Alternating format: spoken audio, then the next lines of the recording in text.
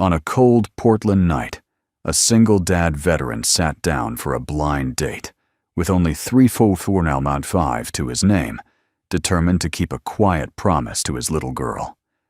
Across the room, a stunning tattooed biker heiress noticed every small detail, the frayed Marine jacket, the steady eyes, the hidden worry he tried to hide. One unexpected act of kindness would set off a chain of encounters that neither of them could forget. Rides under neon skies, shared stories of loss and courage, and a slow, breathtaking journey toward love and second chances.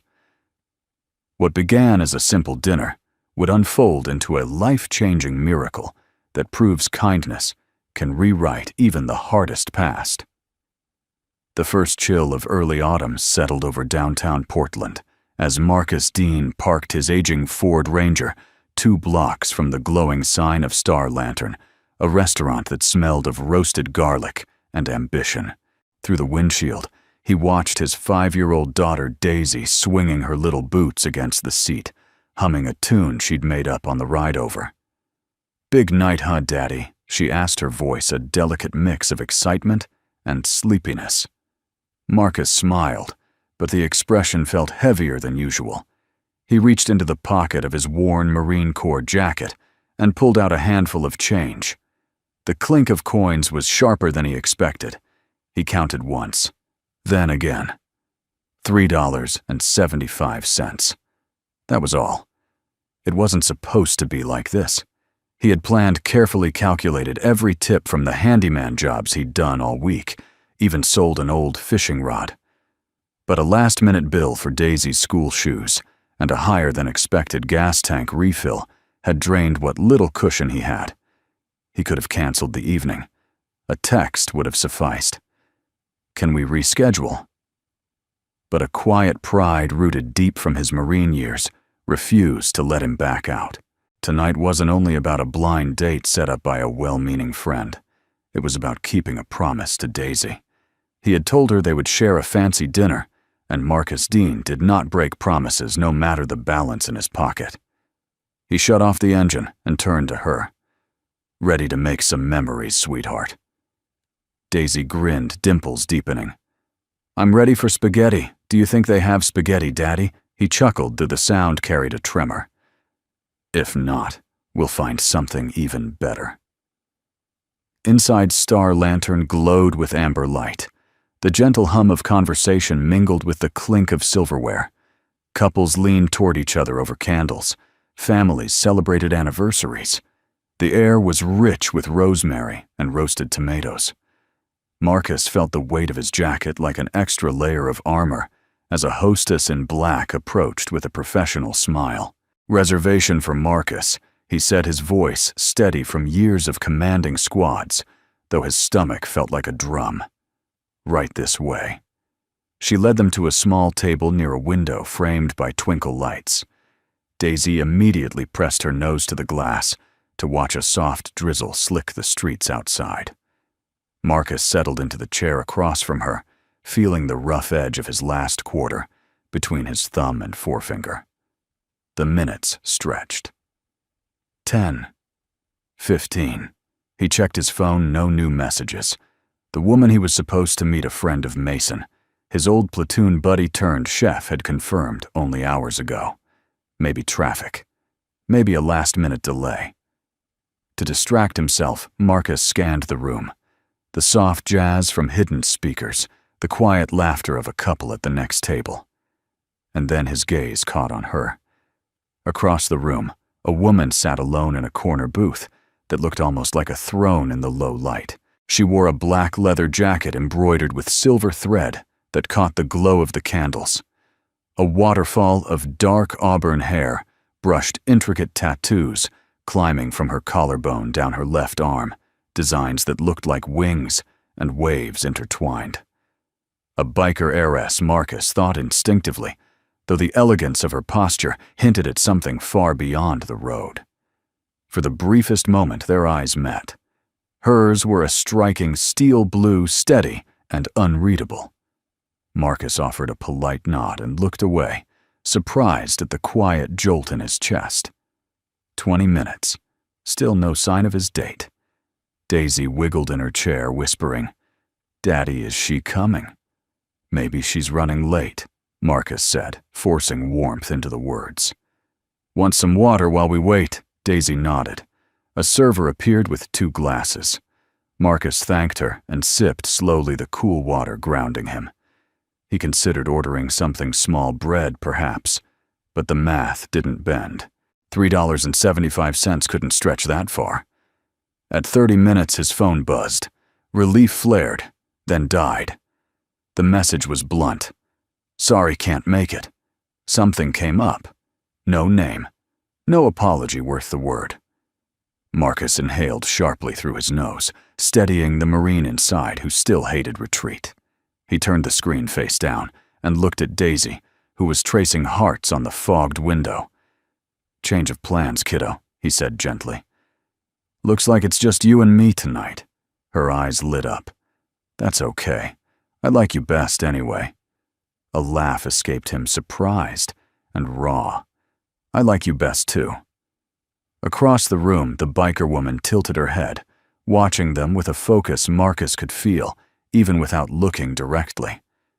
There was no pity in her expression, only a quiet intensity, as if she recognized a familiar battle of dignity, of holding ground when life tried to shrink you.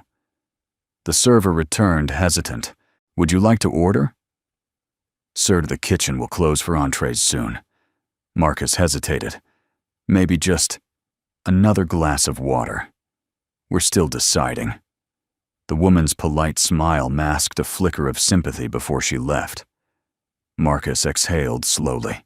He could almost hear the echo of distant waves from deployments long ago. Moments when you measure courage, not by what you win, but by how long you can stand still without breaking. Daisy rested her chin in her palm. "Daddy, we can eat cereal when we get home. It'll be fun." Something inside him both broke and mended at once. This little girl with her scraped sneakers and endless grace was the bravest person he knew. Then the unexpected happened. A different server approached, carrying a tray with steaming pasta, warm bread, and 2 lemonades sparkling like captured sunlight.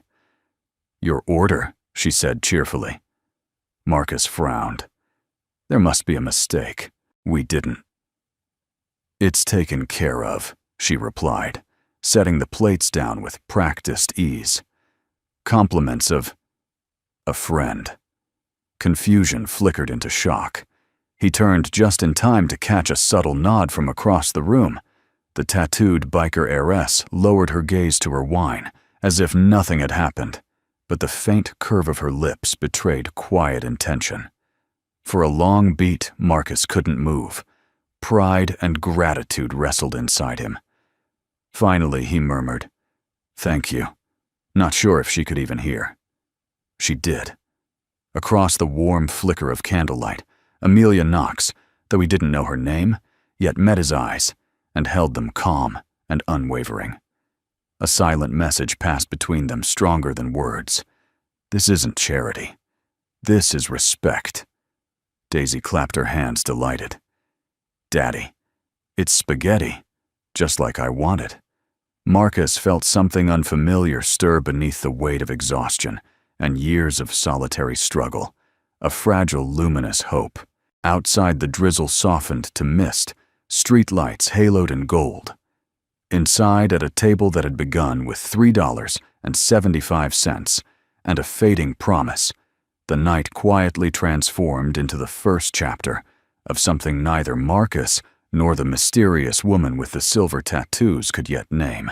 The next morning, long after the last candle at Star Lantern had burned out, Marcus still felt the strange warmth of the night before. Sleep had been shallow, but steady, a rarity for him. Normally, memories of desert deployments crept into his dreams like a slow-moving fog, restless and uninvited. Yet something about the quiet kindness from the tattooed stranger and Daisy's soft breathing beside him had pushed the nightmares back. Daisy was the first to wake. She tiptoed into the kitchen, hair a tangle of golden curls, and climbed onto a chair with the solemn focus of a 5-year-old on a mission. Marcus, already at the stove, frying the last 2 eggs from their fridge, turned and grinned. "Good morning, sunshine. Morning, Daddy." She swung her legs. Was last night real? Did that lady really send us spaghetti? Marcus set a plate in front of her, heart tightening. It was real, and pretty amazing. She was like a fairy biker, Daisy said, eyes wide. "Do you think we'll see her again?" He hesitated, flipping his own egg to buy time. Maybe. Portland's a small city in its own way. But even as he said it, he doubted it. The kind of woman who could command a room with a single glance, who carried herself like a queen, among chrome and leather, probably drifted through life at a speed he and Daisy rarely reached. Still, the memory lingered. The subtle nod, the steady eyes, the unspoken promise that what she'd done wasn't charity. It felt like a message: I see you. I respect you.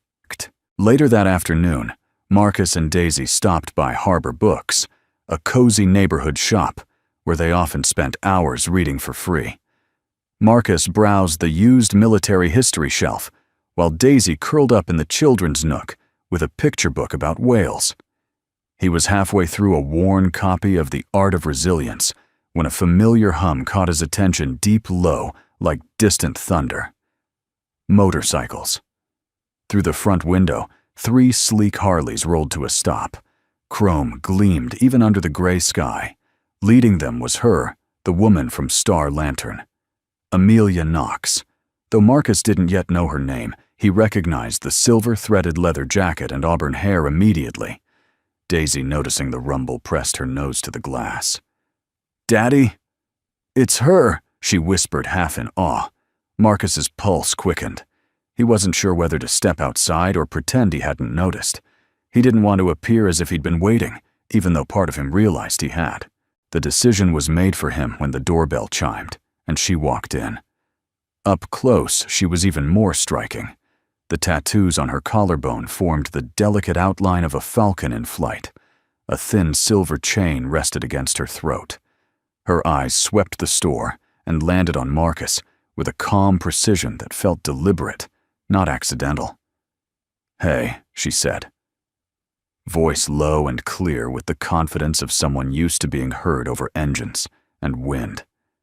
"Mind if I interrupt your reading?" Marcus rose instinctively, old Marine habits of respect surfacing. "Not at all." Daisy peeked from behind a bookshelf, grinning. "I'm Amelia," she continued. "I realized last night I didn't even introduce myself after, you know." Marcus smiled, a little sheepish. "Marcus Dean. And this is Daisy." Daisy waved her tiny fingers smudged with crayon.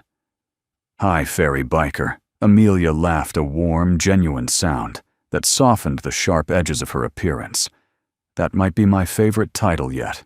For a moment, they simply stood there, the air between them charged, but comfortable. Finally, Marcus said, "About dinner, thank you." "You didn't have to." She held up a hand, a faint smirk curving her lips. "If you say you didn't have to do that, I'll have to argue. Let's just call it a neighborly thing." He chuckled. "I was going to say thank you anyway. It meant more than you know." Amelia's eyes softened, but she quickly shifted the conversation. "There's a coffee shop next door. Mind if I steal you both for a cup? I promise I won't order spaghetti this time." Daisy's delighted clap was answer enough. The cafe smelled of cinnamon and roasted beans. Amelia ordered 3 hot chocolates, without asking preferences, as if she already knew what would comfort them. They settled by a window, streaked with rain, the kind of table where time seemed to slow. Marcus wrapped his hands around the warm mug.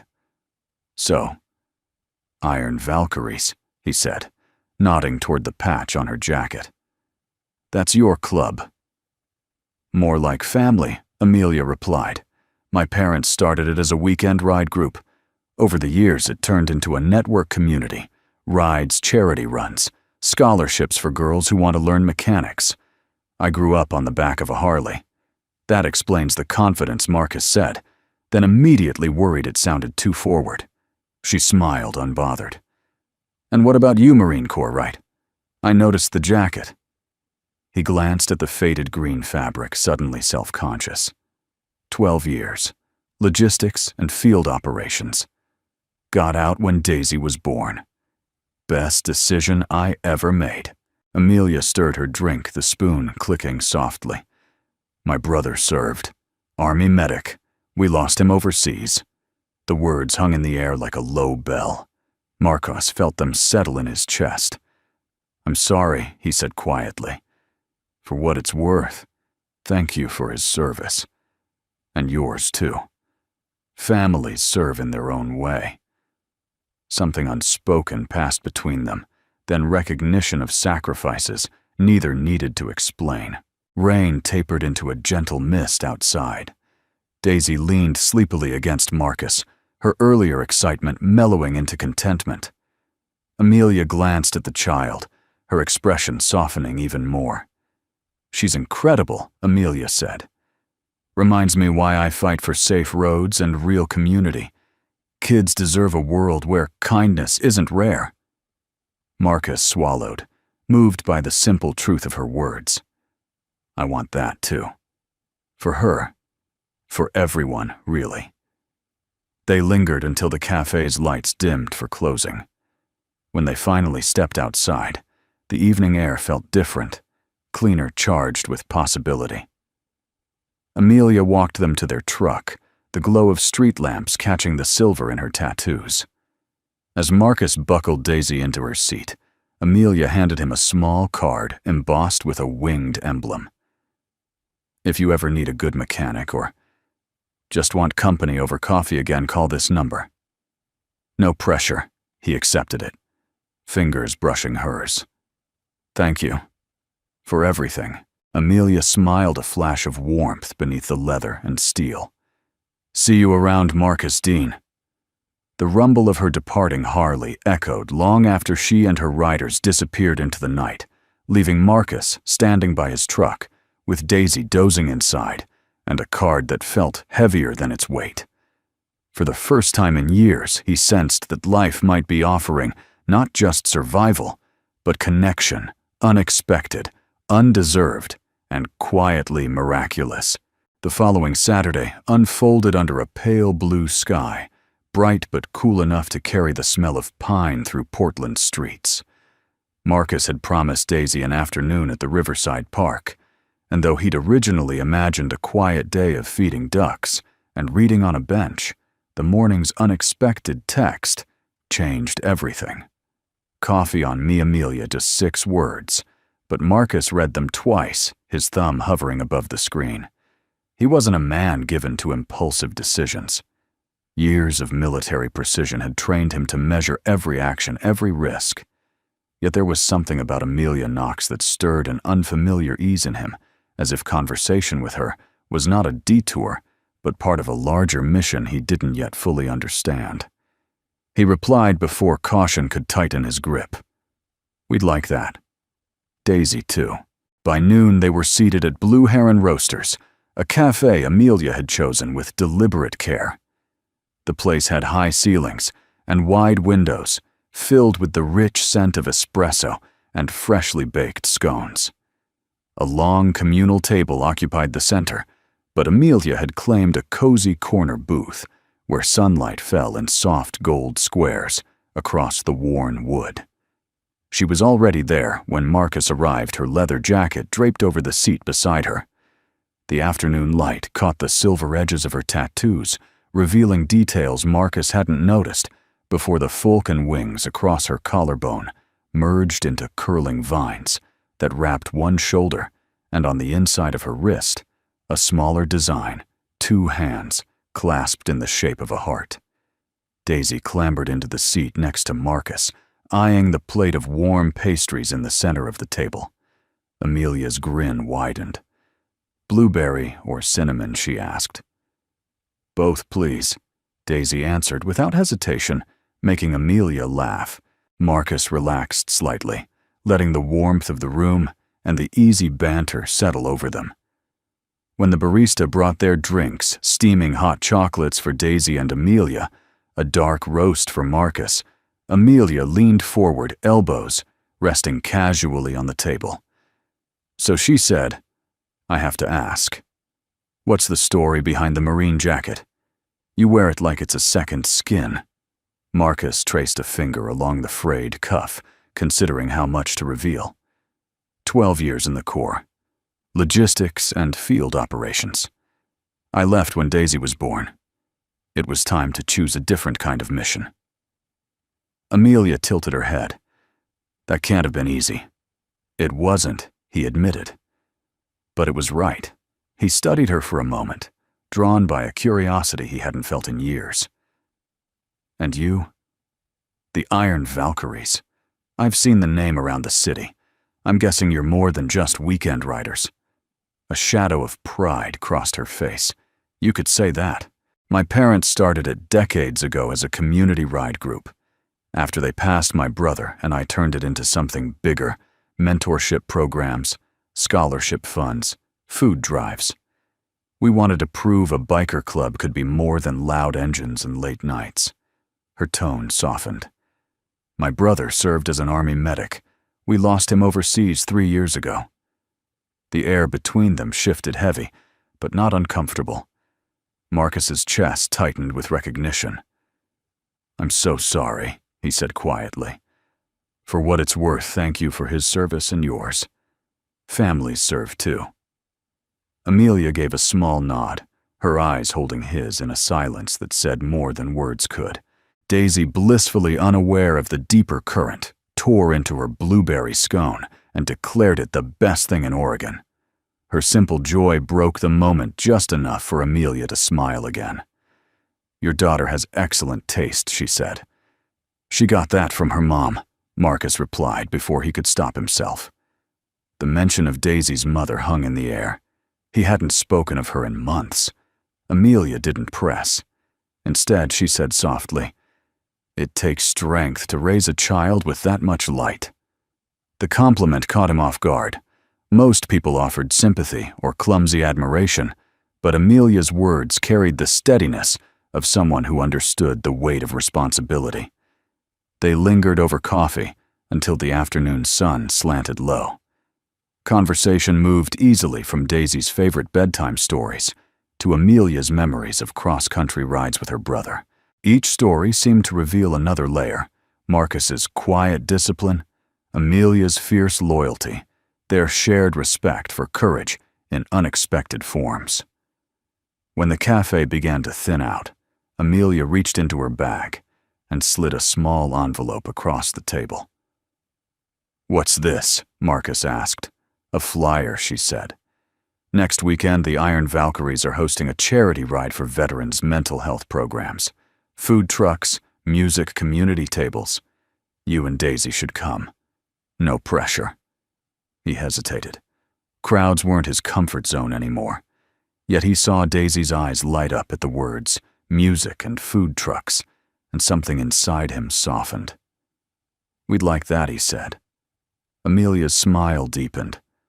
"Good. And don't worry, you don't need a motorcycle to belong." They stepped outside into the fading light.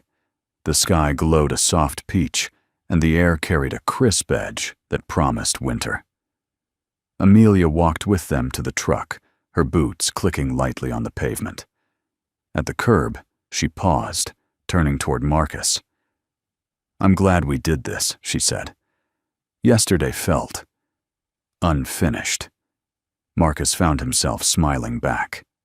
It did.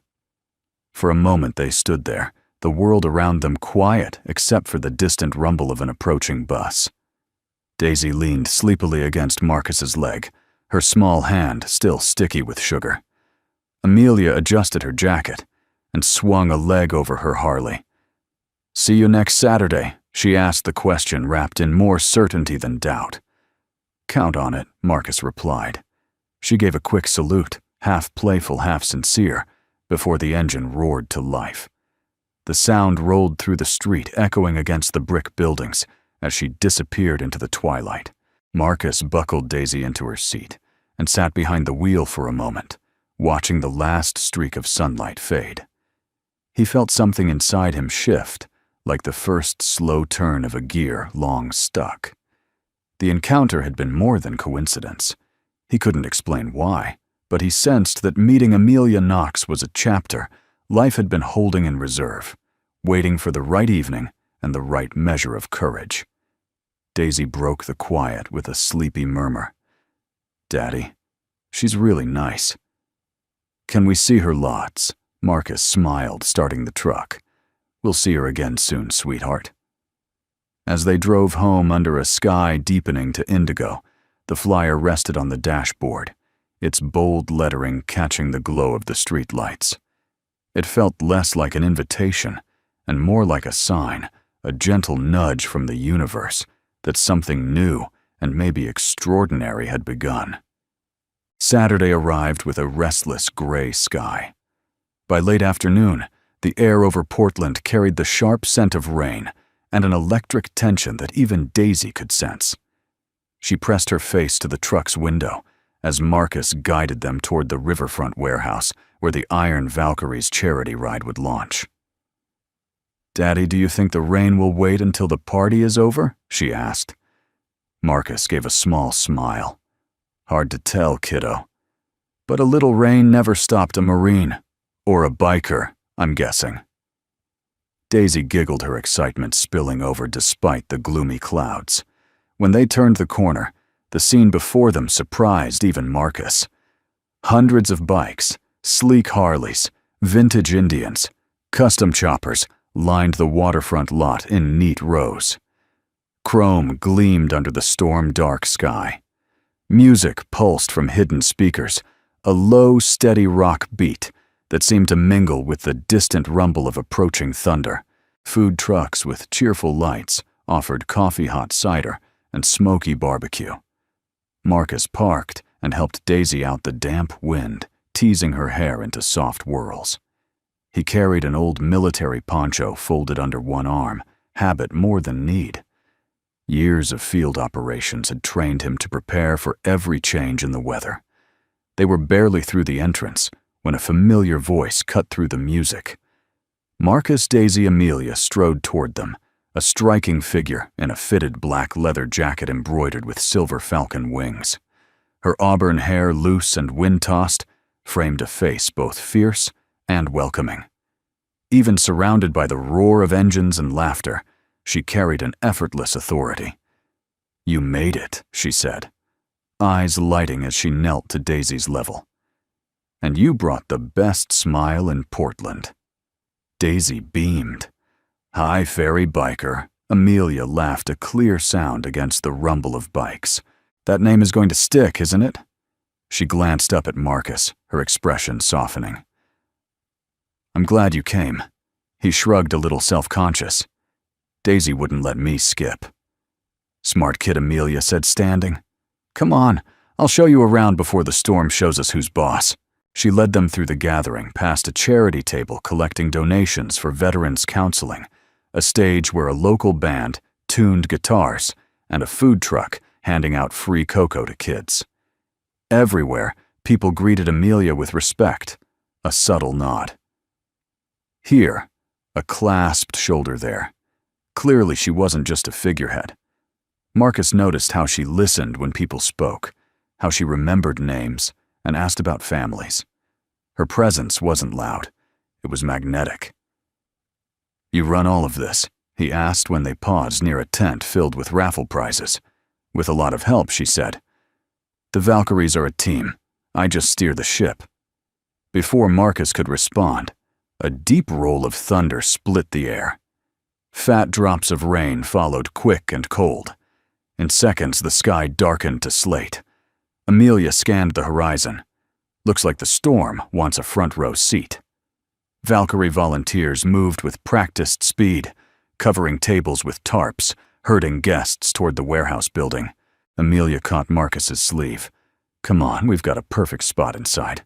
The warehouse interior smelled faintly of motor oil and roasted coffee, but strings of warm lights and banners transformed it into a glowing festival hall.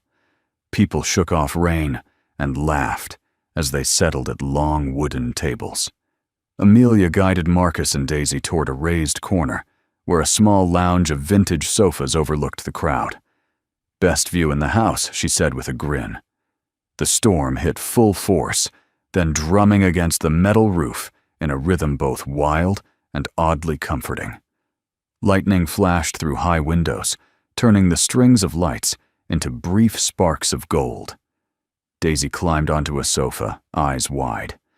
"It sounds like drums," she said. Amelia sat beside her. "That's the sky playing music for us." Marcus watched the two of them framed by the warm lights and the silver flicker of tattoos on Amelia's arm.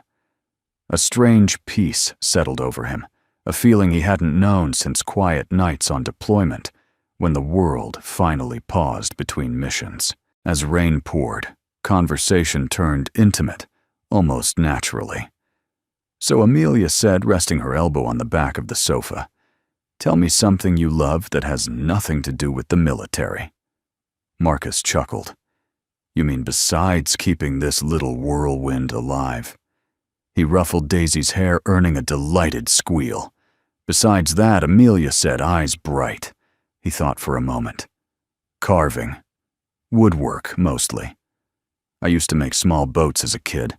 During long deployments, I'd whittle scraps of wood into tiny shapes, kept my hands busy and my head steady." Amelia's smile deepened. "That's beautiful. Do you still carve?" "Not lately," he admitted. "Life's been focused elsewhere." "You should start again," she said gently. "Hands remember what hearts forget." The words landed softly but firmly. Marcus felt something stir, a memory of cedar shavings, and the quiet satisfaction of shaping something lasting. "And you?" he asked, eager to shift the attention. "What do you love that doesn't involve engines or thunder?" Amelia laughed the sound, blending with the storm. "Photography. Old film cameras. I like catching the world before it rushes past. My brother and I used to photograph every road trip. I still carry his camera on long rides." Her voice softened at the mention of her brother, and for a moment the distant thunder seemed to echo their shared losses. "I'm sorry," Marcus said quietly. She shook her head. "Don't be. Remembering him like this, it keeps him alive." The band on stage began an acoustic set, the gentle strum of guitars filling the space. Daisy leaned against Amelia's side, eyelids heavy. Amelia wrapped an arm around the little girl without hesitation. The sight tightened something in Marcus's chest, a knot of gratitude and unexpected longing. When Daisy finally drifted to sleep, Amelia looked over her head and met Marcus's gaze. "You're doing an incredible job," she said simply. "I can see how much she trusts you. That doesn't happen by accident." Marcus swallowed, unprepared for the depth of her words. "Most days I just try not to mess it up. That's every parent's secret," she said with a small smile. "The love shows in the trying." Outside, rain softened to a mist. The storm, fierce and unyielding moments ago, now seemed to exhale in contentment. The warehouse lights glowed warmer against the damp evening. When the event began to wind down, Marcus helped Daisy into her coat, careful not to wake her fully. Amelia walked them to the door, where puddles gleamed under the street lamps. The air smelled of wet asphalt and cedar. "Thank you for coming," she said, her eyes steady. "It meant more than you know, having veterans here sharing stories. That's the heart of what we do." Marcus met her gaze, feeling that same quiet recognition from their first encounter. "Thank you for inviting us. For everything." She reached into her jacket and handed him a small black and silver patch embroidered with a falcon. "A little something from the Valkyries," she said. "You don't have to ride to belong." Marcus accepted it, the fabric warm from her hand. "I'll keep it safe." Amelia smiled, her breath visible in the cooling air. "Next time, maybe I'll show you how to ride," he chuckled. "Careful. I might take you up on that." As they said goodnight, the city around them gleamed with rain-slick light. The storm had passed, but something deeper remained, a quiet bond forged not in words, but in the shared rhythm of thunder laughter and the simple miracle of people showing up for each other. Driving home with Daisy asleep in the back and Amelia's patch resting on the dashboard, Marcus felt the evening settle into memory with the certainty of a turning tide. The storm outside had faded, but the one inside, years of loneliness, of careful distance, was beginning to clear as well. The following Friday evening carried a late autumn chill that hinted at winter's edge. Portland's streets glittered with recent rain, each puddle reflecting the warm glow of street lamps and neon signs. Marcus parked the Ford Ranger outside Star Lantern, where a week earlier his night had begun with only $3.75 and a quiet hope to keep a promise to Daisy. Tonight was different, though he still counted every dollar. His heart felt unexpectedly lighter. Daisy skipped along the sidewalk beside him, her small hand snug in his. "Daddy, do you think Miss Amelia will ride her shiny bike again?" she asked, her breath puffing little clouds into the cold air. Marcus smiled. "If I know Amelia, she'll ride rain or shine." Inside the restaurant, the familiar scent of roasted garlic and candles wrapped around them like an old quilt. Marcus spotted Amelia immediately. She stood near the entrance leather jacket, catching the light auburn hair loosely tied back. Beside her, two women in equally striking biker gear chatted easily. The moment her eyes found Marcus and Daisy, Amelia's face brightened with a warmth that melted the room's chill. "You made it," she said, stepping forward. "And you brought the star of the evening." Daisy giggled as Amelia crouched to her height. "Are we going to ride motorcycles?" Amelia grinned. "That's the plan, if your dad says yes." Marcus raised a brow, half amused and half nervous. "Ride as in around the block." Longer than that, Amelia set her eyes glinting playfully. "The Valkyries are doing a twilight run along the river. Slow pace, scenic route, perfect first ride." Daisy clasped her hands in delight. "Please, Daddy. Please." He looked from his daughter's pleading eyes to Amelia's confident smile.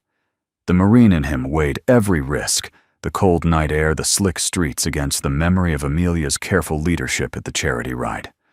Finally, he exhaled. "All right, but only if we have proper helmets." "Already packed," Amelia said, holding up a canvas bag with a victorious grin. They finished a light dinner of pasta and warm bread, conversation easy and unhurried.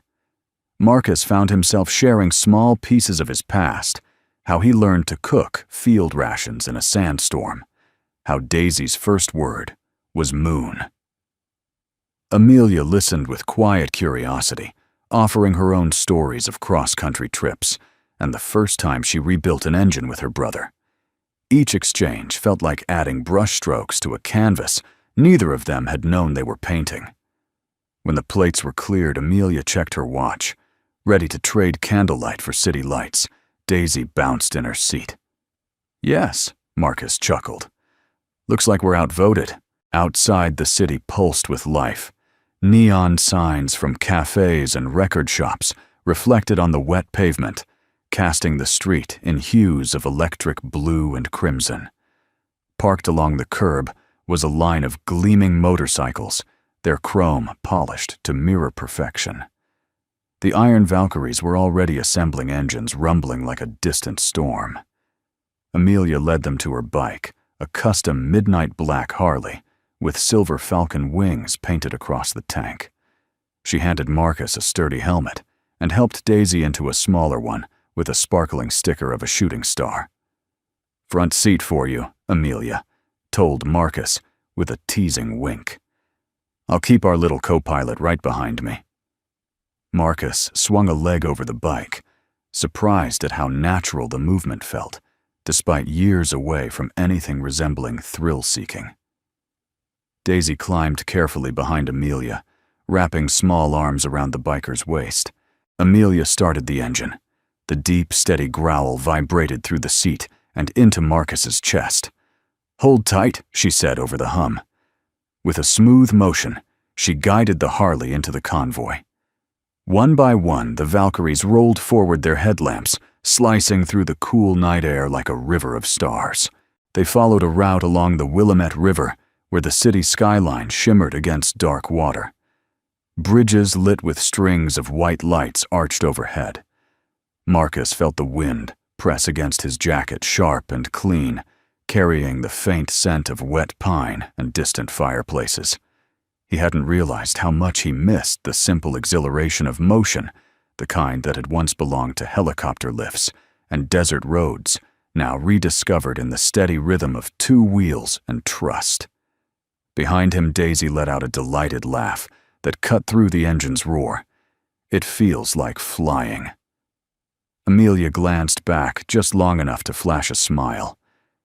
That's the idea.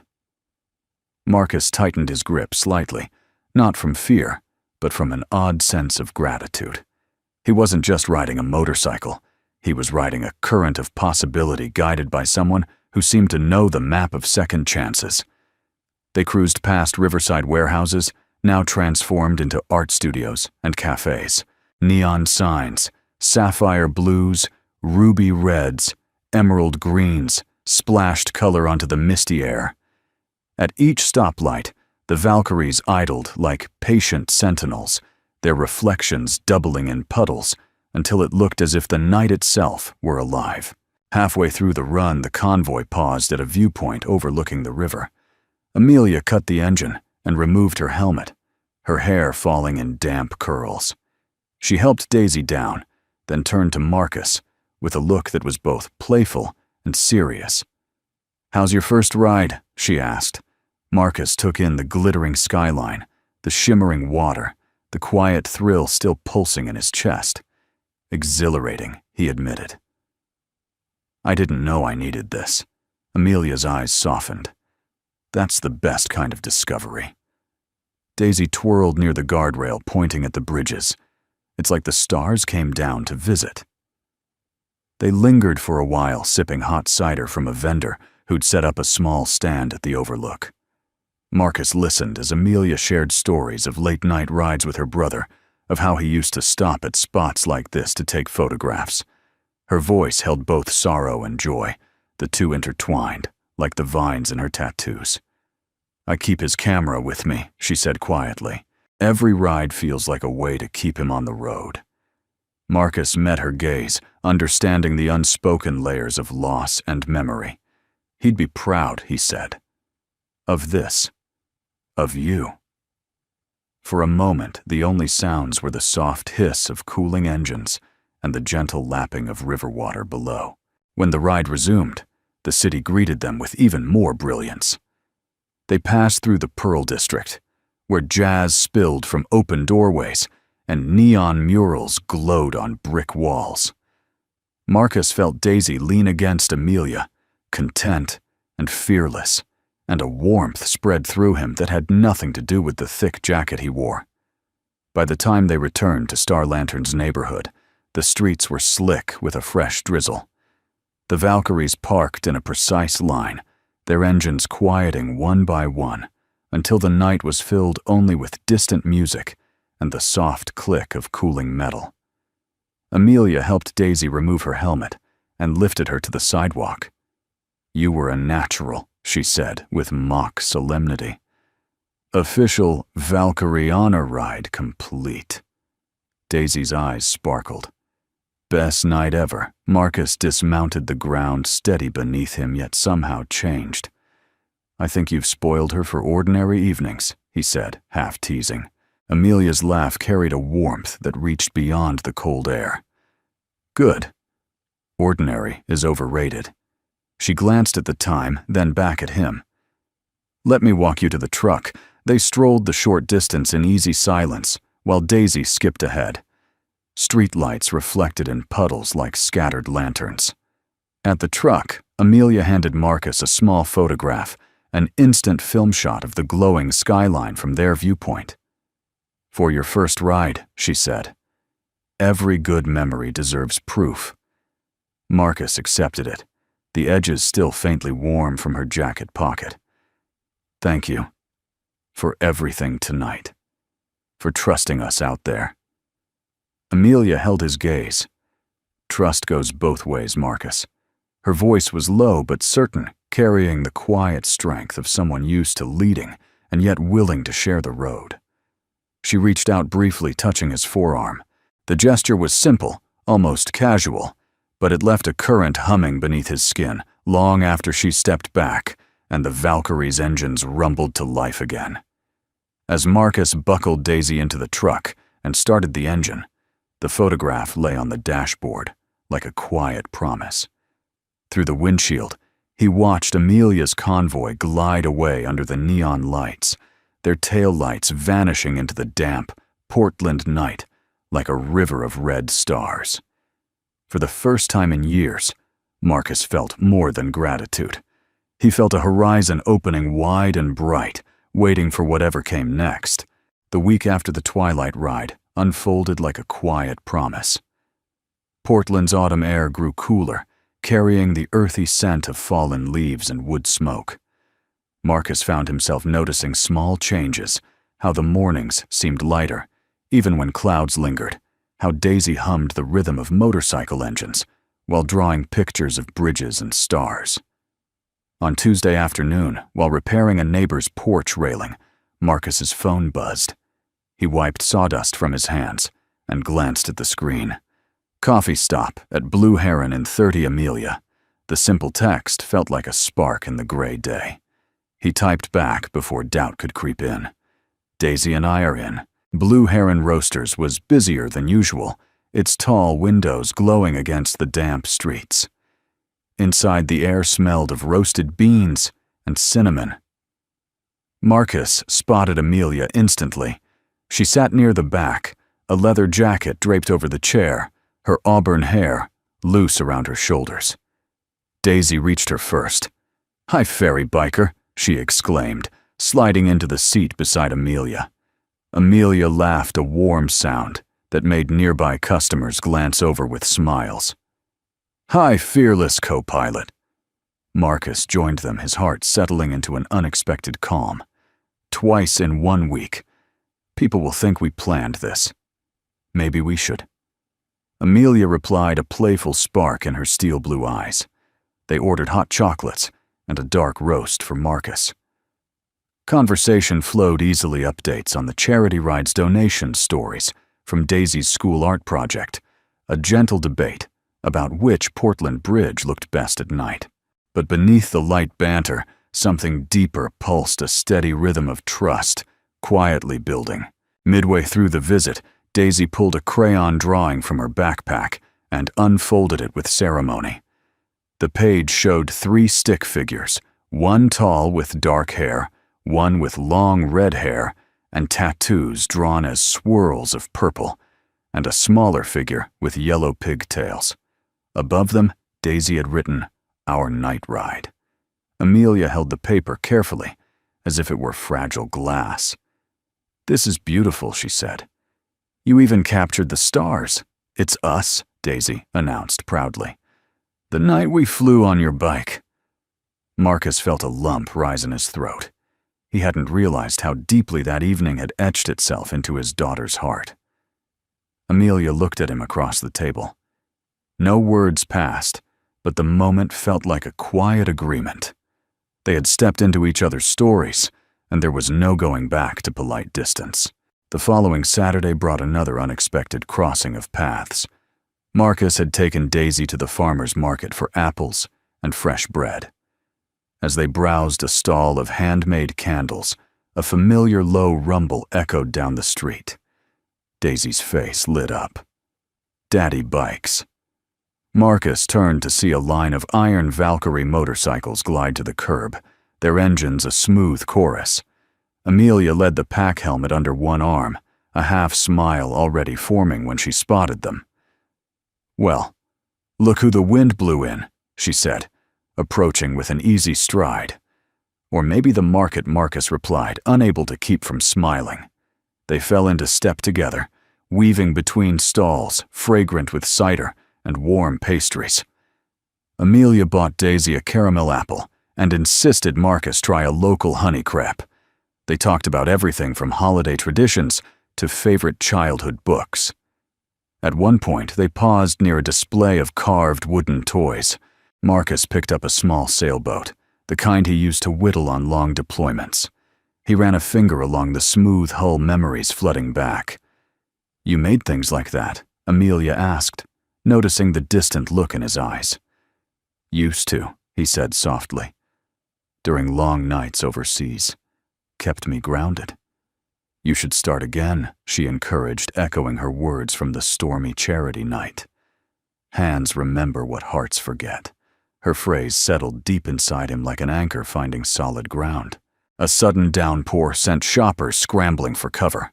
Without hesitation, Amelia grabbed Daisy's hand and guided them beneath a wide canvas awning. The three stood close together, the scent of rain and wood smoke thick around them. "It's like the sky can't decide what it wants," Daisy said, giggling as drops bounced off the awning. Amelia leaned slightly toward Marcus, their shoulders almost touching. "Sometimes a storm just wants to remind us it's still alive," she murmured. Marcus felt the warmth of her nearness and wondered if she realized how much she'd become a calm in his own lingering storms. When the rain eased, Amelia glanced at the time. "I have a meeting with the Valkyrie board," she said reluctantly. "But I'd like to see you both again soon. Dinner, maybe." "No motorcycles required." Daisy clapped instantly. "Yes," Marcus chuckled. "Seems like we're booked." He met Amelia's eyes. "We'd like that." That evening, after Daisy fell asleep, clutching her drawing of the three of them, Marcus sat by the kitchen window with a cup of tea. The city outside was quiet, rain misting the streetlights. He pulled a small block of cedar from a drawer, a piece he'd saved years ago without knowing why, and began to carve. The knife felt natural in his hand, muscle memory guiding each careful stroke. Shavings curled onto the table like soft feathers. As the shape of a tiny sailboat emerged, he thought of Amelia's words. "Hands remember what hearts forget." For the first time since his discharge, Marcus felt that he was not simply surviving, but slowly reclaiming pieces of himself. Pieces he wanted to share with someone who understood. The next morning, while Daisy colored at the table, Marcus received a message that made him pause. "Thinking about that little sailboat. Maybe next weekend you can show me how it's done. Amelia." A quiet smile spread across his face. He typed back, feeling something inside settle like a ship finding safe harbor. "I'd like that." As he set down the phone, sunlight broke through the clouds, spilling across the kitchen in warm golden stripes. Marcus looked at Daisy, then at the tiny wooden sailboat taking shape on the table. For the first time in years, the future felt not only possible, but bright alive, with roads he wanted to travel and stories he was eager to live. And somewhere across the city, he knew Amelia Knox felt the same shift, like two separate journeys quietly steering toward a shared horizon. The following weekend brought a sharp, cloudless chill to Portland. Morning sunlight spilled over rooftops like polished copper, but Marcus barely noticed. He was too busy setting up a small workbench on his apartment balcony, the scent of cedar rising as he arranged chisels and sandpaper. Across the living room, Daisy colored a picture of their motorcycle ride, every bridge carefully drawn in purple and blue. Amelia was coming over. The thought carried both excitement and an edge of nerves Marcus couldn't quite name.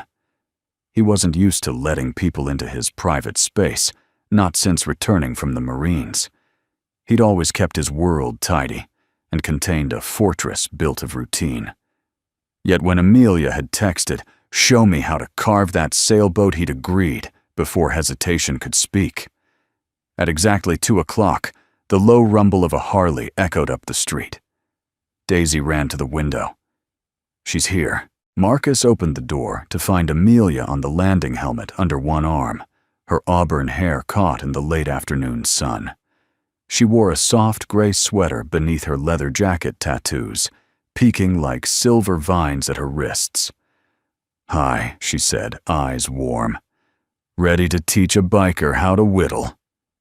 Marcus smiled, stepping aside. "Come in. We have cedar dust and hot chocolate on standby." They settled on the balcony where a small heater hummed against the November chill. Marcus handed Amelia a block of cedar and demonstrated the first slow cuts. Daisy perched nearby with her crayons occasionally holding up drawings for approval. Amelia's first strokes were clumsy but eager. "This is harder than it looks," she said, tongue caught between her teeth in concentration. "You're doing fine," Marcus assured her, guiding her grip. His hand brushed hers, warm against the cool air. For a moment, neither moved.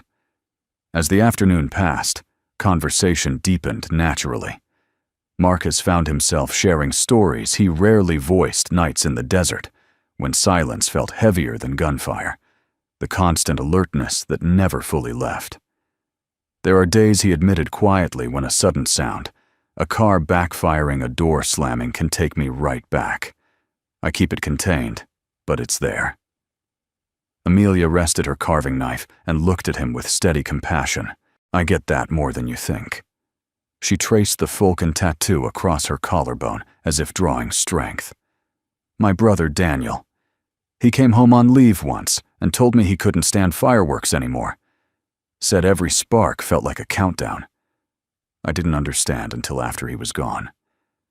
Now every 4th of July I hear the echoes too, and it's like he's sitting beside me." Marcus's chest tightened. "I'm sorry, Amelia." She shook her head slowly. "Don't be. Remembering him like this keeps him alive in the only way I can." A soft wind rattled the balcony railing, carrying the scent of pine. Marcus felt a quiet recognition settle between them, deeper than words. They were two people marked by loss, yet still choosing to build something tender and new. As twilight crept in, Daisy yawned and went inside to find a bedtime story, leaving Marcus and Amelia in a gentle hush. The city lights blinked awake below reflections trembling on the river. Amelia broke the silence. "You know every tattoo I have tells a piece of a story. This falcon here, Daniel's call sign when he served. The vines on my arm are the roads we rode together. Even this little heart on my wrist." She turned her hand so the faint light caught it. "It's a promise to myself, to keep living wide open no matter how many storms come." Marcus studied the intricate lines, then met her eyes. "They're beautiful, like a journal you carry on your skin." Her lips curved into a soft smile. "Exactly. Some people write. I ride and ink the miles into memory." For a long moment, the only sound was the scrape of their carving knives and the quiet hum of the heater. Marcus felt an unexpected sense of safety, as if the walls he'd built for years weren't needed here. Later, after Daisy was tucked into bed, Amelia lingered. They stood by the balcony rail, mugs of warm cider in hand, watching mist gather along the river. "Can I tell you something?" Marcus asked, voice lower now. "Some nights I still wake at 3 a.m. like I'm on watch. I check doors, windows, everything. It's instinct. But when you're around," he hesitated, then finished softly, "I sleep deeper, like my mind finally believes we're safe." Amelia's breath caught, but she held his gaze. "That's the kindest thing anyone's ever said to me." She stepped closer until their shoulders touched. "Marcus, I've spent years leading rides, negotiating deals, standing strong.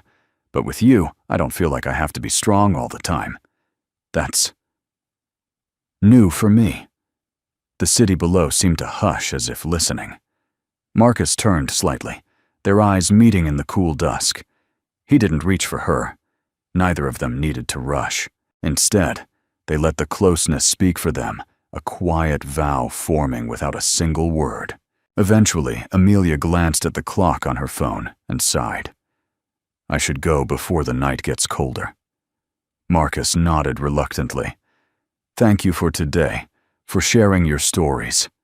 She smiled, soft and certain. "Thank you for trusting me with yours." At the door, she paused, fingertips grazing the frame. "Next weekend," she said, "there's a winter festival at the waterfront. Music, lights, hot cider. You and Daisy should come. Maybe bring another one of those sailboats.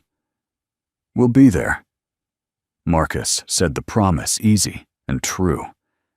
Amelia's eyes held his for a beat longer. Then she turned and descended the stairs, the faint jingle of keys and the low growl of her Harley fading into the crisp November night. Marcus locked the door and leaned against it, listening to the soft, even breaths of his sleeping daughter. The apartment smelled of cedar and cider, warm and alive. On the balcony, 2 unfinished sailboats rested side by side, their shapes already hinting at graceful journeys to come. For the first time in years, Marcus felt the old scars of war loosen their grip. The quiet inside him wasn't emptiness anymore. It was space.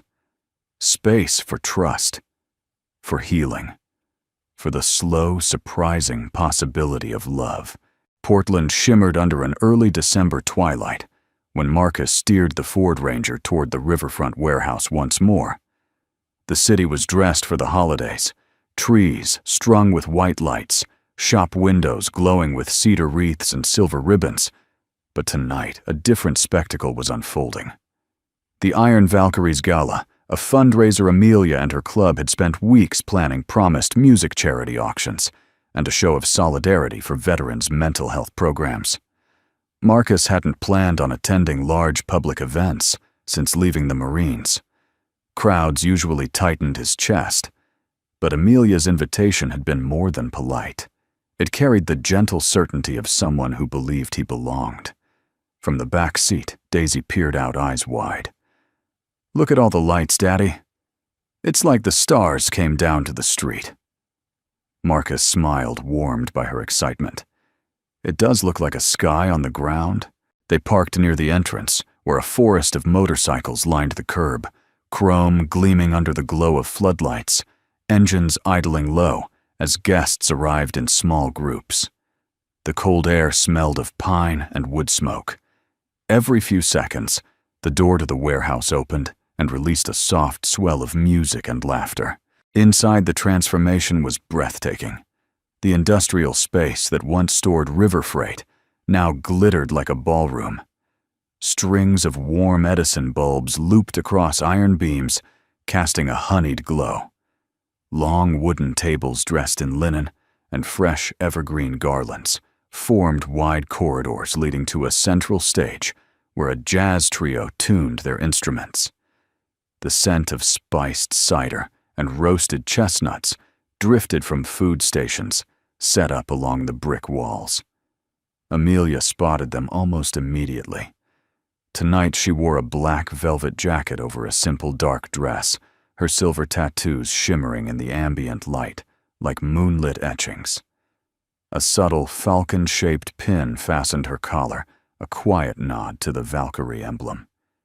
"You made it," she said, her voice carrying warmth and just a hint of relief. She crouched to greet Daisy. "And you little star look ready to dance." Daisy twirled in her deep blue sweater dress. "Do they play bike music here?" Amelia laughed. "We can ask the band for something with wheels." Marcus handed Amelia a small wooden sailboat, polished until it gleamed. "A thank you," he said. "For that first night. And for this." Her fingers lingered on the smooth hull. "Marcus, it's beautiful. I'll treasure it." Their eyes held for a beat longer than casual conversation, required an unspoken gratitude, moving between them like a quiet current. As guests mingled, Marcus took in the scale of the event. Community leaders, local veterans, artists, and families filled the hall. Volunteers moved gracefully through the crowd, with trays of cider and hors d'oeuvres. On a side wall, silent auction tables displayed everything from custom motorcycle gear to children's art. Amelia guided Marcus and Daisy toward the heart of the gathering.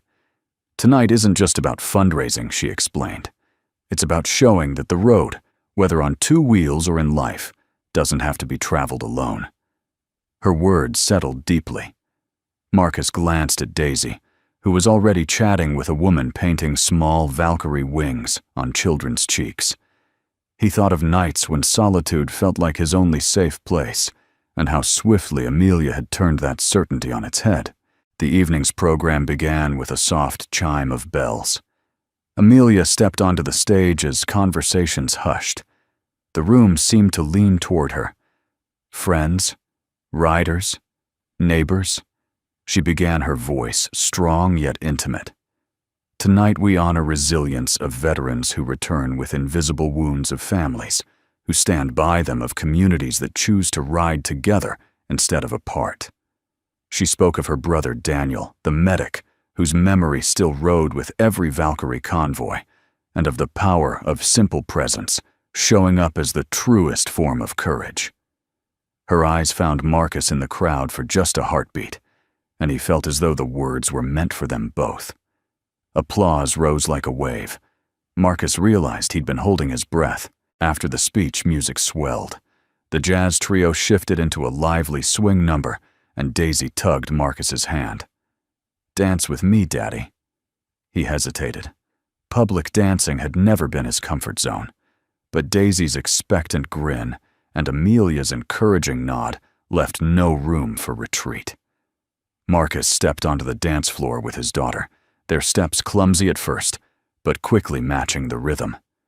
Laughter bubbled from Daisy like a stream, and for a rare moment, Marcus felt entirely free, unbound by memory or fear. When the song ended, Amelia joined them with 2 cups of cider. "You two were amazing," she teased. "More like brave," Marcus said, slightly breathless. "That's half the magic," she replied, offering a cup. Their fingers brushed, sending a quiet spark through the warmth of spiced cider. Later, as the silent auction winners were announced, Amelia invited Marcus to stand beside her near the stage. "You should see this," she whispered. One of the highest bids came for a handcrafted toy set, labeled Veterans Craftwork, Marcus's wooden sailboats, which Amelia had secretly added to the auction list, with his quiet permission earlier that week. The winning bid far exceeded what he would have imagined, and all proceeds went to veterans' counseling programs. Marcus blinked, caught between surprise and humility. "Amelia, you gave more than you know," she said softly. "Your hands remember, and now they help others remember too." Her words echoed the ones she'd spoken on that stormy night. Hands remember what hearts forget, but now they carried a new resonance. Marcus felt a swelling inside, part pride, part gratitude, and something even deeper that he dared not name too quickly. As the evening wound down, a gentle snow began to fall outside, tiny flakes catching the light from the warehouse windows. Children squealed with delight. The Valkyries wheeled a few bikes onto the street headlights, cutting soft beams through the falling snow, creating an impromptu winter parade. Amelia stood beside Marcus at the open doorway, Daisy asleep against his shoulder. "This," Amelia said, gesturing to the bustling scene of laughter and engines and snow. "This is why I ride. Connection, memory, healing." Marcus shifted Daisy slightly and looked at Amelia.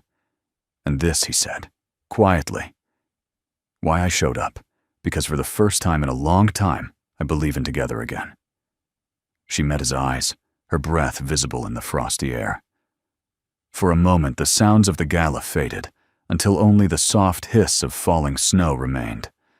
Without a word, she reached for his free hand and gave it a gentle squeeze. By the time they stepped back inside to gather their coats, Marcus knew something had changed. What had begun as a chance encounter over a simple meal had unfolded into something far more enduring. The Iron Valkyrie Gala wasn't merely an event, it was a turning point, a declaration, even if silent, that their separate roads were beginning to merge. Driving home through streets lined with fresh snow, Marcus glanced at the back seat, where Daisy slept soundly, her cheek resting against the wooden sailboat she refused to leave behind. On the dashboard, Amelia's Valkyrie patch caught the faint glow of passing lights. For the first time in years, Marcus felt no need to steel himself for the night ahead. The walls around his heart had shifted, letting in warmth, like the steady light of a lantern proof that storms, no matter how fierce, eventually give way to quiet, luminous skies. The night after the Iron Valkyrie Gala, Marcus found himself awake long after Daisy had drifted into dreams. The apartment was still except for the soft hum of the heater and the muffled ticking of a wall clock. He sat at the kitchen table with a mug of cooling tea, Amelia's falcon patch resting in front of him like a small, shining question. He replayed the evening in fragments, the shimmer of Amelia's silver tattoos under the lights, the warmth of her hand finding his at the warehouse door, the quiet pride when his wooden sailboats drew unexpected bids. None of it had been grand or dramatic, yet it felt momentous. Something had shifted, subtle but irreversible, like a tide that turns without fanfare. Sunday morning arrived crisp and bright. Daisy bounded into the kitchen wearing her favorite navy sweater dress and waving a flyer she'd found in her backpack. "Daddy, look, there's a holiday market by the river today. Can we go? Miss Amelia said she might be there with the bikes." Marcus raised an eyebrow. "She did she?" Daisy nodded with the fierce conviction only a 5-year-old can muster. "She promised hot chocolate with extra marshmallows." Marcus chuckled. "Well, we can't break a promise like that." They bundled into coats and scarves and set off the winter air sharp enough to sting their cheeks, but bright with sunshine. The market bustled with the cheerful chaos of the season. Strings of evergreen garlands and warm white lights wrapped every booth. Vendors offered everything from handmade candles to steaming cider, while buskers played folk tunes that floated above the murmur of shoppers. Marcus and Daisy had just finished sampling gingerbread when the familiar rumble of motorcycles threaded through the music. A line of Iron Valkyrie bikes glided along the street, chrome sparkling like holiday ornaments. Amelia rode at the front, helmet tucked beneath her arm, auburn hair catching the sunlight. She dismounted and walked toward them, smile widening as she spotted Daisy. "There's my co-pilot," she exclaimed, scooping the child into a quick spin. Daisy's laughter mingled with the music like a bell. Amelia turned to Marcus, eyes warm. "I hoped I'd find you here." "And here we are," he said the simple words, carrying more weight than he intended. They strolled together through rows of booths, Daisy skipping ahead to inspect ornaments and tiny carved animals. Amelia carried a paper cup of cocoa for Daisy, and one for Marcus, the steam curling in the frosty air. "How are you feeling after last night?" she asked. "Still taking it in." Marcus admitted, "It's been a long time since I felt part of something that big, or that hopeful." Amelia nodded, her gaze thoughtful. "You gave more than you realize. Those sailboats. People were talking about them long after the auction closed." Marcus looked down, embarrassed, but quietly proud. "I only carved a few pieces of wood." "You carved stories," she corrected softly. "That matters." The comment settled between them like a warm ember. As they approached a booth selling leather goods, Daisy tugged Amelia's hand and pointed to a small bracelet stamped with tiny wings. "It's like your tattoos," she said. Amelia crouched to examine the bracelet. "Good eye, Daisy. Should we get one for you?" Daisy's eyes widened. "Can I?" Marcus hesitated, thinking of their careful budget, but Amelia caught his glance and shook her head with an almost imperceptible smile. "This one's on me. Consider it a Valkyrie recruit badge." Daisy clapped her hands, the joy in her face making it impossible for Marcus to protest. They lingered until late afternoon, sharing roasted chestnuts and stories.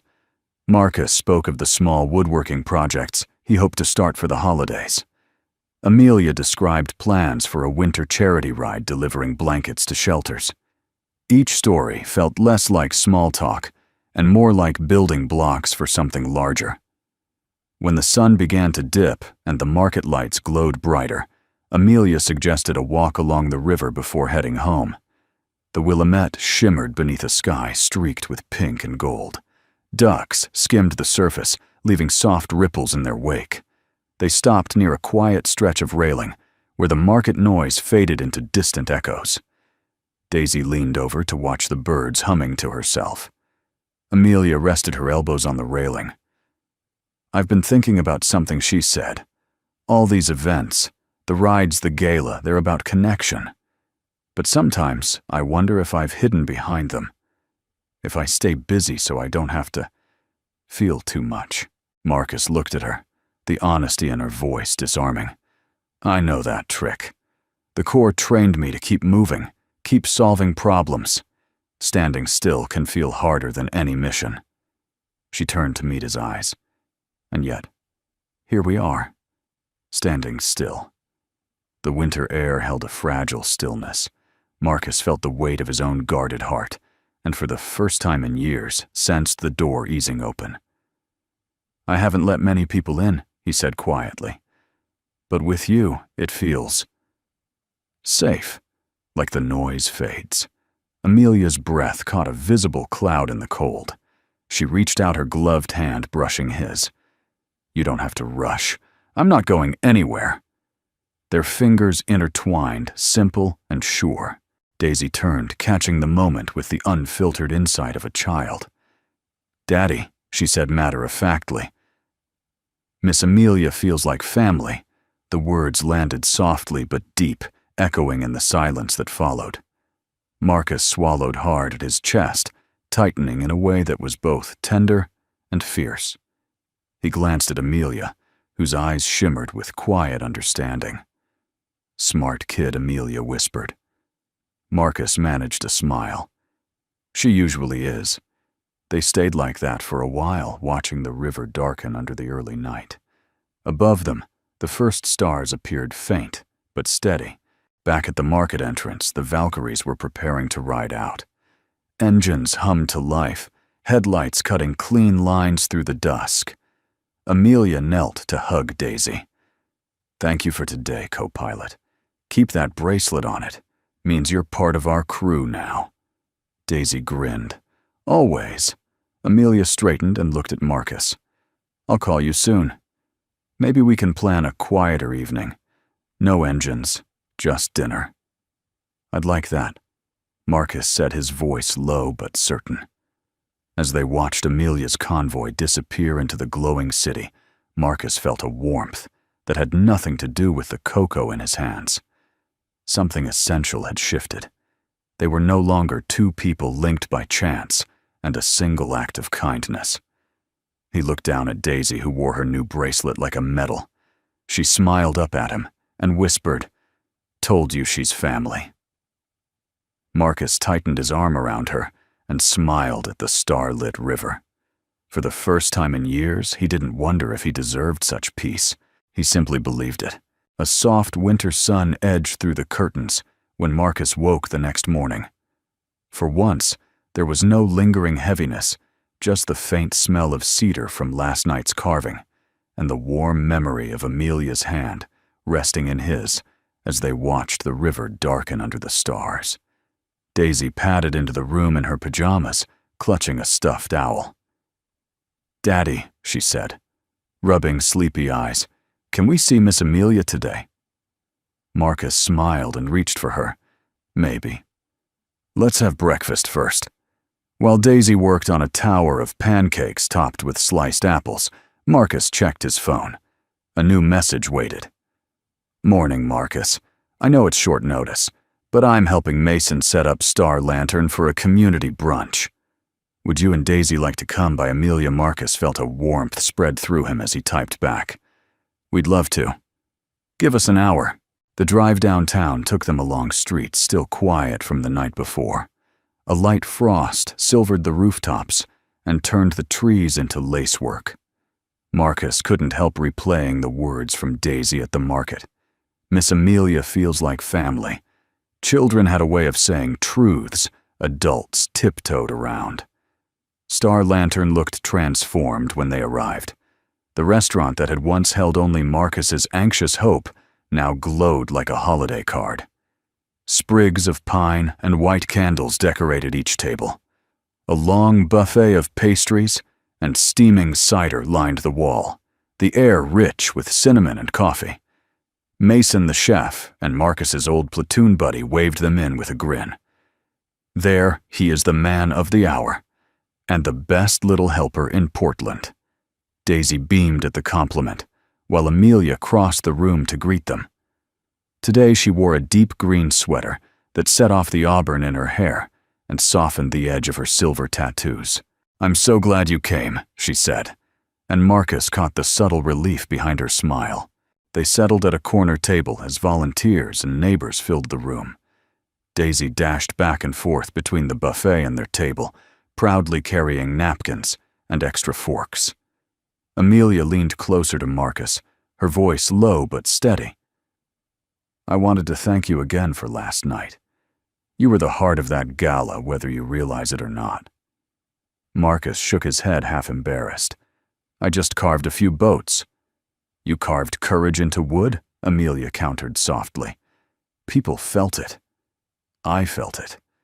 The words landed with quiet force. Marcus looked at her, remembering the way she had spoken of her brother Daniel and of living wide open.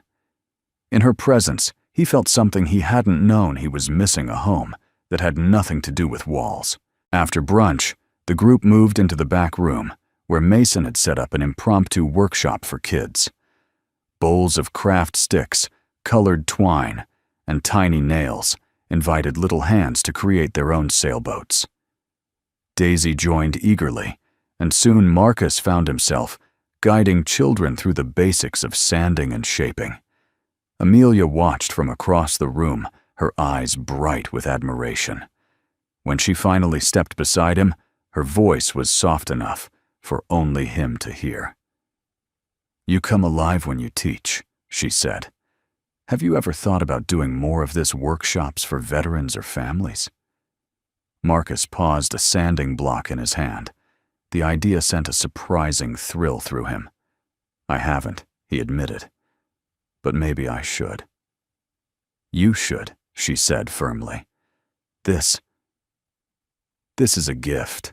Her conviction lit something deep inside him, a spark of purpose that felt both new and long-awaited. By late afternoon, the children's boats lined the windowsills like a fleet ready for an unseen ocean.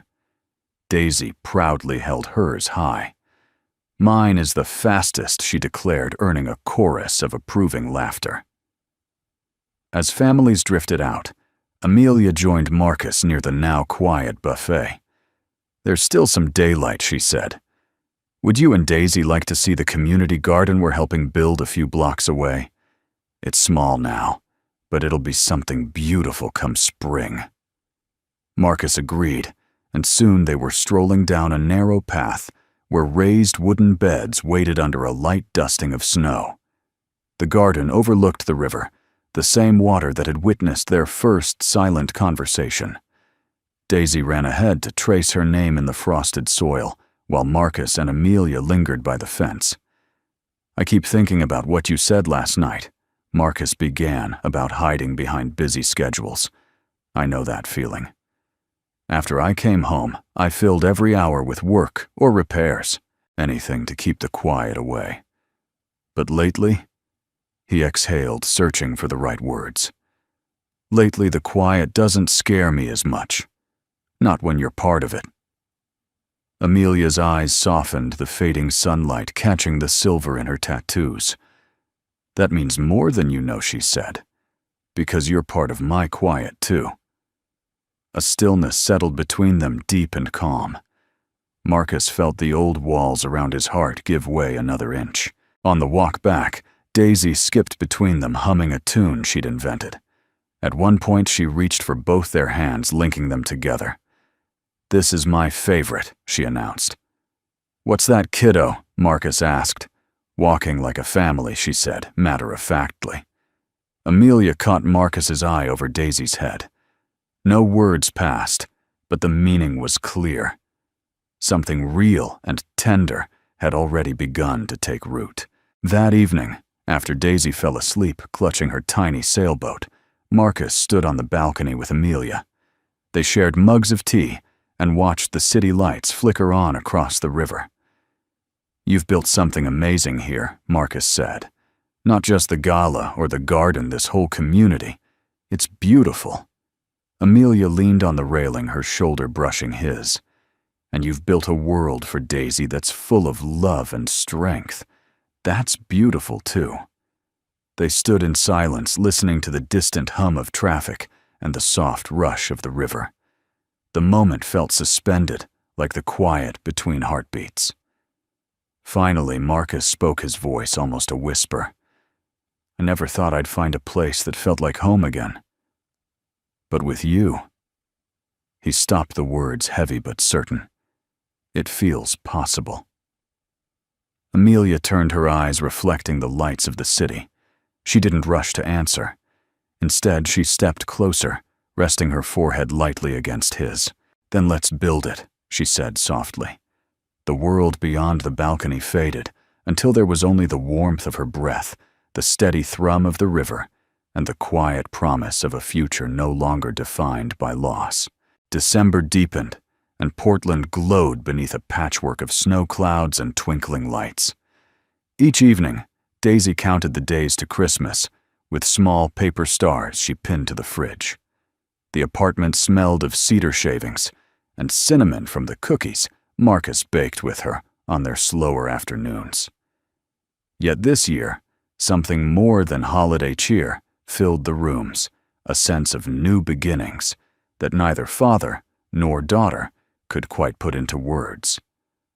Marcus noticed it in the smallest ways, how Daisy hummed happier tunes, how he himself no longer dreaded the silence after she went to bed. Amelia had become part of their rhythm, dropping by with fresh bread from a bakery ride, inviting them to the Iron Valkyrie community garden, or simply sharing late-night tea on the balcony. What began as coincidence had deepened into choice, deliberate and steady. On Christmas Eve morning, Amelia sent a message that made Marcus pause with a quiet smile. "Meet me and the Valkyries at the Riverside Park at dusk. Dress warm. Bring Daisy and your newest sailboat." She didn't explain further. She didn't need to. Marcus trusted her sense of wonder. All afternoon, he and Daisy prepared. They polished the latest sailboat, a slightly larger model, with tiny hand-painted stars along the hull, then packed a thermos of cocoa and a blanket. As the winter sun set in a pale blaze of pink and gold, they bundled into coats and scarves and headed toward the river. The park shimmered like a secret festival. Lanterns in shades of amber and white lined the snow-dusted paths. Along the frozen shoreline, rows of motorcycles stood like sentinels, their chrome reflecting the soft light. The gentle thrum of distant engines mixed with carols carried on the wind. Daisy's eyes widened. It's like the stars came down to visit again. Amelia approached through the lantern glow, a vision of quiet strength in a wool coat and leather gloves, her silver tattoos glinting like moonlight on water. She greeted Daisy first, lifting her into a warm hug. "There's my favorite co-pilot, ready for a surprise yes." Daisy squealed, her breath fogging in the cold air. Amelia turned to Marcus, her smile carrying the warmth of shared secrets. "I hope you trust me enough to follow without instructions," Marcus chuckled. "After everything we've shared, absolutely." She led them to a small wooden dock, where several Valkyrie members were arranging candles inside tiny handcrafted boats. Each flickered with a soft flame, the reflection dancing on the slow-moving river. "It's our annual remembrance ride," Amelia explained. "Instead of engines, we let light carry our hopes. Each boat honors someone we've lost and something we want to nurture." Marcus felt a gentle ache in his chest. "It's beautiful." Amelia handed Daisy a small candle, and Marcus a wooden plaque. "Write whatever wish you have for the year ahead," she said. "It can be for someone here or someone gone. or for something your heart hasn't even named yet. They knelt at a small table. Daisy tongue caught in concentration, carefully printed, "Joy and love" on her plaque. Marcus stared at the blank wood for a long moment, before carving with steady letters, "Peace, family, courage to begin again." When they finished, Amelia showed Daisy how to set the candle inside the boat Marcus had brought. Together, they released it onto the river, where it joined dozens of other glowing vessels drifting under the winter sky. The current caught each flame and carried it gently downstream until the whole river looked like a moving constellation. Marcus watched in silence, the cold air crisp against his face. For years he had kept memories locked tight, as if loss could be outrun. Now, watching the lights float freely, he felt something loosen, a quiet surrender that wasn't defeat, but grace. After the ceremony, the Valkyries gathered around a fire pit to share cider and quiet conversation. Daisy nestled between Amelia and Marcus, her small hands wrapped around a steaming cup. The firelight reflected in Amelia's eyes, turning them a deep, luminous blue. "Thank you," Marcus said softly, leaning closer so only she could hear. "For tonight. For everything." Amelia met his gaze, her breath a mist in the cold. "It isn't just me, Marcus. You showed up. You kept showing up. That's the real miracle." He thought of their first meeting of $3.75 and a heart weighed down by years of silence. He never would have imagined standing here now, his daughter asleep against Amelia's shoulder, his own heart open and steady. "I used to believe new beginnings were for other people," he said quietly. "Now I know better." Amelia's hand found his under the blanket. Her grip was warm, certain. "New beginnings are for anyone brave enough to hope," she whispered. They sat like that for a long time, listening to the river carry their lights into the distance, until the night sky mirrored the water with equal brilliance. When it grew late, the group began to disperse, engines sparking gently to life. Amelia walked with Marcus and Daisy back to their truck. Snowflakes drifted lazily, settling on Amelia's coat like tiny diamonds. At the door, she hesitated, her breath a soft cloud. "I have one more gift," she said, reaching into her pocket. From it, she drew a delicate silver chain with a small charm, shaped like a falcon in flight. "It belonged to my brother. I've kept it for years, waiting for the right moment to let it fly again." Marcus's eyes widened. "Amelia."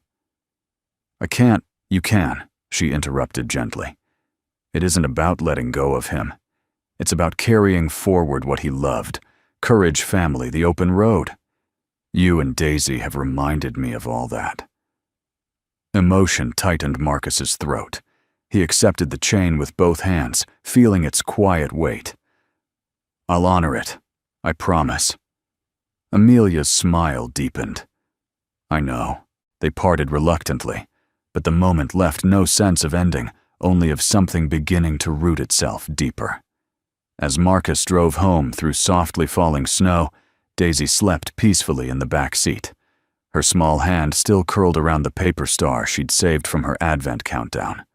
The silver falcon lay warm in Marcus's palm. For the first time in years, he didn't feel like a man surviving from day to day. He felt like a father building a future, and a man discovering love that was as steady and enduring as the river carrying their lanterns downstream. When they reached home, he paused on the balcony while Daisy dreamed inside. The city lights glittered across the dark water, echoing the drifting candles. He closed his eyes and whispered the only words that fit the night. "Thank you for second chances, for courage for her." Above him, stars glimmered like quiet witnesses. Below, the river kept its steady song, and in the space between Marcus felt whole, a single-dad veteran who had found not just companionship, but a family and a future, all born from a night when $3.75 and an unexpected act of kindness had changed everything. "Before you go, we'd love to hear from you. Where are you watching from tonight?" Your stories and reflections always bring our community closer, no matter the distance. If this journey of courage and quiet love touched your heart, please consider subscribing to our channel so you'll never miss the next story of hope and second chances. From all of us here at Soul Moment Stories, thank you for spending this time with us. Your presence, your comments, and your kindness mean more than words can say. Until the next chapter, stay warm, stay hopeful, and keep believing in love's quiet miracles.